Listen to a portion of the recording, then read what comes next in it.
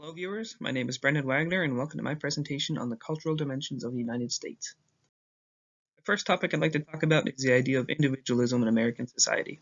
On the Hofstede comparison scale, the US scored a high 91 for individualism. It is expected in America that the individual will put top priority only on themselves and their direct family. In the workplace setting, it is common to find consultation with all employees on important matters, and for the information to be shared often. A byproduct of this individualistic society is that the vast majority of interactions are between complete strangers, and this is something that Americans are generally comfortable with.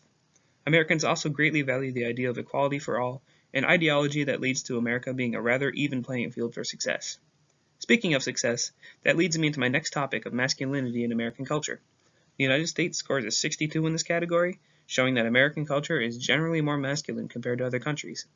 This is highlighted by America's obsession with wealth and success, specifically being able to display your success to those around you. Flashy cars, expensive clothes, and big houses are all examples of things a masculine society strives to obtain. The driving force behind all this is competition.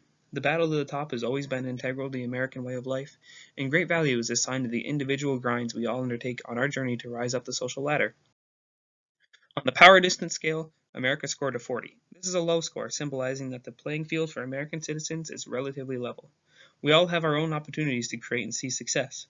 However, things do seem to be heading in the opposite direction as the income equality gap in the United States continues to widen. This gap does not usually change the way Americans interact, though. Informality and direct communication is observed across all levels of societal power. This relaxed approach to communication helps prop up the illusion of equality for all citizens.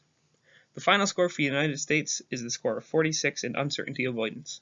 Americans in general are not afraid of change. In fact, it is often embraced as we strive to improve ourselves. U.S. citizens are often open to new ideas, encouraging the opinions and information offered by others when making decisions. Freedom of expression is highly valued, even being included as the First Amendment to the United States Constitution. Americans highly value the Constitution and use it as a guideline through which the rights and rules for citizens are assigned. While these rules are generally followed, the rules can also be tweaked, as observed by amendments. Lastly, I'd like to go over some important points in communicating with Americans. Most Americans prefer to speak to others face-to-face. This form of communication is often the clearest, and being able to see another's facial expressions aid greatly in understanding the other's words. As previously mentioned, Americans like to be spoken to informally and with the direct words. Informality lends to comfort in conversation, and as such allows for the ease in what is spoken. Now, the classic American idea that time is money is still very real today, and as such, using direct language with as little wording as possible is hugely important. Avoid beating around the bush, as this may be interpreted as an attempt at deception. It is also important to note that not all parts of the U.S. will communicate in the same fashion. For example, in the southern states it is often considered rude to directly address your grievances with another's work, as it is usually taken as an attack on the individual. This is less of an issue in northern states, as more abundant city life tends to bring with it a familiarity with direct conflict. Alright, well, I hope you enjoyed my presentation. You maybe learned something new.